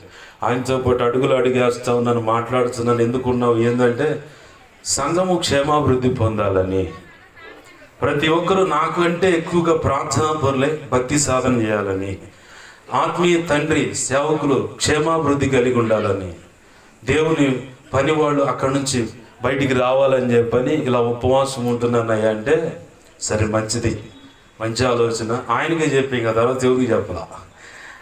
ఆ రోజు తర్వాత దేవుడు అనుమతి చొప్పున ఇలా చెప్పడం మొదలు పెట్టారు. లేకపోతే అసలు చెప్పేవాడిని కాదు. ఎందుకు ఈ మాట చెబుతున్నంటే, నువ్వు కూడా ప్రోత్సహింపబడతావు. నీకు సంబంధం లేదు సంఘంతో, అయినా కానీ బాధ్యత తీసుకోవాలి. ఆమేన్, హల్లెలూయా, హల్లెలూయా. నువ్వు బాధ్యత తీసుకున్నప్పుడే నా కుమారుడు, నా కుమార్తె, నేను ఎలా అయితే సంఘం విషయంలో బాధ్యత కలిగి స్పందిస్తున్నానో, నా కుమారుడు కూడా, నా కుమార్తె కూడా అలాగ స్పందిస్తూ ఉందని ఆయన సంతోషిస్తాడు. ఆయన సంతోషపరచడానికే కదా మన బ్రతుకులు ఉంది. ఆయన సంతోషపరచడానికే కదా మనం ఎంచబడింది. ఆయన సంతోషం ఏంటంటే ఈ భూమి మీద సంఘము క్షేమాభివృద్ధి పొందాలని, ఆయన సంతోషపరచడం ఏంటంటే ఈ భూమి మీద ప్రతి ఒక్కరిని రక్షించబడాలని, ఆయన సంతోషపరిచే విషయం ఏంటి, దారి తప్పిపోయి తొలగిపోయి పడిపోయిన వ్యక్తుల జీవితాలను మలచి మళ్ళీ ఆడ కట్టడం అనేది అని సంతోషకరమైన విషయం. బైబిల్లో యేసయ్య చెప్పిన మాట ఒక ఉపమానం ఉంది కదా, 100 గొర్రెల్లో ఒకటి తప్పిపోతే 99 కోసం నిలబడ్డాడు యేసయ్య, ఒక్కదాని కోసం పోయాడు. మన కళ్ళెదుటి కూడా చాలామంది తాగుడుకనో, చుట్టకనో, బీడీకనో, వ్యభిచారానికనో, గంజాయికనో, దేనికో దానికి, విగ్రహారాధనకనో బలహీనలో వెళ్ళిపోతూ ఉంటారు. వారందరి కోసం నువ్వు బాధ్యత కలిగి, ఆనాడు ప్రభు ఎలా అయితే నడుము బిగించి మోకాళ్ళని ప్రభు ఎలా అయితే ఆ వ్యక్తి కోసం ప్రయాసపడ్డాడు, అవును నువ్వు మోకాళ్ళు ఉన్నట్టు ఆడ చూసావు అన్నట్టు. ఏ మోకాళ్ళు అనుకోకుండా ఏమన్నా ప్రభు ఏమైనా సాధించగలడా అంటే సాధిస్తాడు. మోకాళ్ళను కూడా మనకు మాదిరి చూపిస్తాడు. తప్పేముంది? ప్రభు మనకు మాదిరి చూపించింది ప్రార్థన. ఆయన శిష్యులకు నేర్పింది, శిష్యులు నేర్పమని అడిగింది కూడా ప్రార్థనే. శిష్యులు అడిగింది కూడా విశ్వాసాన్ని పెంపొందించమని అడిగారు. ఆ తర్వాత మేడగదిలో కనిపెట్టమంటే పరిశుద్ధ ఆత్మను పొందుకున్నారు. దేవునికి మహిమ కలుగునుగా. హల్లెలూయా. ఆయనకు సంతోషకరమైనది ఏముందంటే ఆయన పని చేయటమే, సంఘ క్షేమాభివృద్ధి కోసం. ఆనాడు పెనుగులాడుతూ ఉంటే దైవజనుడితో, ఆ అనుభవంలో ఉన్న నేను దైవజనుడితో కలిసి అడుగులు వేస్తూ ఉంటే నా ఎదుట ఒక అక్క చూస్తూ ఉంది నా ముఖాన్ని. నువ్వు దైవజనుడితో మాట్లాడుతుంటే నీ ముఖం అది ఒక రకంగా ప్రకాశిస్తూ ఉంది అని. అబ్బో ఇట్ట కూడా జరుగుతా అనుకున్నాను. దేవునికి మహిమ కలుగును గాక. హల్లెలూయా. ఆ తర్వాత అర్థమైంది, ప్రభువే తన మహిమ నా మీద ఉంచినట్లుగా. ఆ తర్వాత మళ్ళీ 41 రోజు ఉపవాసం ఉండడానికి దేవుడు సహాయం చేశాడు. అప్పుడు కూడా సంఘ క్షేమాభివృద్ధి కోసమే. రూపాంతర అనుభవంలోకి నువ్వు వచ్చిన తర్వాత ఉండే లక్షణాలు ఇవి. నువ్వు రూపాంతర అనుభవంలోకి రావాలంటే అడ్డుబండలు ఏ ఉంటాయి, తొలగించుకోవాలి. ఈరోజు ప్రభు ఈ కూటాల ద్వారా, ఈ శబ్దంతరాల ద్వారా వింటున్నటువంటి సర్వ క్రైస్తవ సమాజంతో, సేవకుడు సేవకురాలతో సహా ప్రభు మాట్లాడుతున్న మాట ఏంటంటే, నువ్వు రూపాంతర అనుభవంలోకి రావాలి. ప్రార్థన అనే కొండ మీదకు రావాలా. అక్కడికి వచ్చి నిన్ను స్వీయ పరీక్ష చేసుకోవాలి. ఏమైనా లోపాలు నేను సరిచేయ ప్రభు అని. ఆ తర్వాత నువ్వు రూపాంతర అనుభవంలోకి వస్తే నువ్వు దేవుని పక్షంగా కదలడమే కాదు, నీవు అనేకులను మండించే వ్యక్తిగా మారిపోతావు. ఆమేన్, హల్లెలూయా. ప్రభు ఆశిస్తుంది అదే. నువ్వు ఎక్కడేసిన గొంగళిలాగా ఇంత మటుకు సర్దుకునే భక్తి కాదు ప్రభు కోరుకుంటుంది. నువ్వు స్ప్రెడ్ అవ్వాలి, నువ్వు విస్తరించాలి. ప్రభు ఏమన్నాడు? ఆదికాండం 1వ అధ్యాయంలో మీ దేవుడు ఆదాము అవ్వలతో ఏం చెప్పాడు? 1వ అధ్యాయం 28వ వచనమా మాట ఉంది. ప్రభు ఈ నరసరావుపేట పరిచర్కి ఈ వాగ్దానం ఇచ్చాడు గత సంవత్సరాల్లో. 28వ వచనంలో దేవుడు వారిని ఆశీర్వదించెను. ఎట్లనగా, మీరు ఫలించి అభివృద్ధి పొంది విస్తరించి భూమిని నిండించి దానిని లోపరుచుకొనుడి. ఒక కోణము దాంపత్య జీవితానికి, ఒక కోణం నీ ఆధ్యాత్మిక జీవితానికి, మరొక కోణం నీ సంఘ పరిచర్యకు. ఆమేన్, హల్లెలూయా. నువ్వు ఈ ఒక్క సంఘంతోనే సర్దుకుందాం అన్నదిగా దేవుడు కోరుకుంది. నువ్వు ఇంతమటికి ఈ 4 ఆత్మలు సంపాదించాను అన్నదానికి సర్దుకోవడానికే కాదు దేవుడు కోరుకుంది. నేను ఇంతమటికి నా కుటుంబం కోసం ప్రార్థన చేసుకుంటే, నా భార్య బిడ్డలు, నా భర్త బిడ్డలు, ఇదిగో నా వాళ్ళు అన్న వారి కోసం ప్రార్థన చేసుకొని సర్ది పెట్టుకుంటే సరిపోతుంది అనుకున్న దానికోసం నిన్ను ప్రభు కోరుకోలేదు, ఎంచుకోలేదు, ప్రభు సంఘంలో చేర్చుకోలేదు. మరి ఎందుకు అంటే నువ్వు విస్తరించాలి, ఫలించాలి, అభివృద్ధి పొందాలి, ఈ భూమి అంతా నిండించాలి. దేవుని యొక్క సంఘాలను ఈ భూమి అంతా నిండించాలి. దేవుని యొక్క ఆత్మలను భూమి అంతా నిండించాలి. దేవుని కోసం ప్రతి ఒక్కరిని ప్రయోజకులుగా నువ్వు తీర్చిదిద్దాలి. అందుకోసం నువ్వు ప్రత్యేకంగా పిలువబడ్డావు. అంటే ఈ పిలుపు ప్రత్యేకపరచబడిన వారికి కదా పాస్టర్ గారు, నాకు కూడా వర్తిస్తుంది. అంటే అసలు ప్రత్యేకంగా నిన్ను పిలుచుకుంది అందుకు కదా దేవుడు. మనం ఇక్కడే మర్చిపోవచ్చాం, మనం ఇక్కడే పప్పులో కాలేచ్చాం. మనందరిని కోరుకుంది ఎందుకంటే రాజులైన యాజక సమూహం. ఒకటి యాజకత్వం ఈ భూమి మీద జరుగుతుంది. యాజకత్వం ద్వారా అనేక ఆత్మలను సంపాదిస్తావు, సంఘాలు కడతావు, దేవుని పని చేస్తావు. రాజులంటే రేపు ఈ భూమి మీద కూడా పరిపాలించే విధానం ఉంది. అలాగనే నిత్యత్వంలో కూడా రాజులైన యాజక సమూహపు బాధ్యతలు ఉన్నాయి. అక్కడ నువ్వు ఖచ్చితంగా దేవుని ఎదురు కూర్చొని ఆరాధిస్తూ ఉండాలి, ఆయన మహిమపరుస్తూ ఉండాలి. రెండవది ఏంటంటే నిత్య రాజ్య పరిపాలన. అందుకు నువ్వు ఎంచబడ్డావు. ఇదే అసలు సంకల్పం దేవునిది. తన బిడ్డలు తన వలె పరిపాలించాలన్నది ప్రభు యొక్క దయా సంకల్పం. ఆమేన్, హల్లెలూయా. ప్రభునందు ప్రియమైన దేవుని బిడ్డలు గమనించండి. ప్రభు ఈరోజు చెప్తున్న మాట, రూపాంతర అనుభవంలోకి నువ్వు రావాలా. ఇప్పటి వరకు చేసింది కాదు, ఇంకను నీ ద్వారా జరగాల్సిన విషయాలు, జరగవలసిన పనులు ఉన్నాయి. నువ్వు ఇంతటితో సర్దుకుందాము, సర్ది పెట్టుకుందాం అని చెప్పని అనుకోమాక. నేను సామాన్య విశ్వాసురాలనండి, విశ్వాసులు అంటే కుదరదు. నేను కేవలం పరిచారకుడు అంటే కుదరదు. నేను కేవలం సంఘ పెద్దగా ఉన్నాను, స్త్రీగాను పురుషుడిగా ఉన్నానంటే కుదరదు. నేను సేవకుని అంటే కుదరదు. ఎందుకు కుదరదు? బలవంతం చేస్తాడు దేవుడు. అంటే బలవంతం ఏం చేయడు, ప్రేమతోనే నిన్ను బలంగా తీసుకొని వెళ్ళిపోతాడు. దేవునికి మహిమ కలుగును గాక. హల్లెలూయా. మనమంతా ఆయన దయా సంకల్పంలో ఉన్నాం. మనం కూడా రూపాంతర అనుభవంలోకి వస్తే, నువ్వు ఈ లైట్ ఎలా అయితే ఇక్కడ కాంతి ఇస్తుందో అలాగా అనేక జీవితాలకు మార్గం చూపించే దీపం అవుతాం. ఆమేన్, హల్లెలూయా, హల్లెలూయా. రండి ప్రార్థన చేసుకుందామండి. అట్టి కృప దేవుని యొక్క మహా ఉచిత కృప చొప్పున మనందరికీ అనుగ్రహించవును గాక. ఆమేన్. ప్రార్థన చేసుకుందాం. ప్రేమగల మా కన్న తండ్రి యేసయ్యా, నీకు వందనాలు, కృతజ్ఞతాస్తుతులు. జీవము కలిగిన మా తండ్రి, నీకు మహిమ, ఘనత, ప్రభావాలు అర్పిస్తున్నాం. ఇంతవరకు ప్రభువా, మీరు మాతో అందరితో మీరు మాట్లాడిన విధానాన్ని బట్టి నీకు కృతజ్ఞతాస్తుతులు.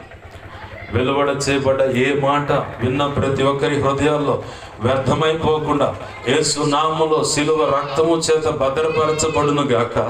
అయా ఫలించును గాక, నీరు కట్టి ఫలభరితంగా మార్చబడును గాక.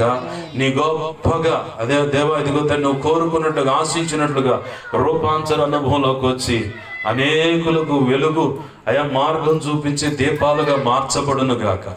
అలాగ గొప్ప కార్యం జరిగినట్లుగా సహాయము చేయమని, ఈ 2వ రోజు కూటాన్ని కూడా నీ కృప ద్వారా ఘనంగా జరిగించినందుకు నీ కృతజ్ఞతాస్తుతులు చెల్లిస్తూ సమస్త విషయాలు కృప అనుగ్రహించమని దేవా, నీ వాక్యాన్ని హెచ్చించుకుంటున్నావు, నీ నామాన్ని ఘనపరుచుకుంటున్నావు.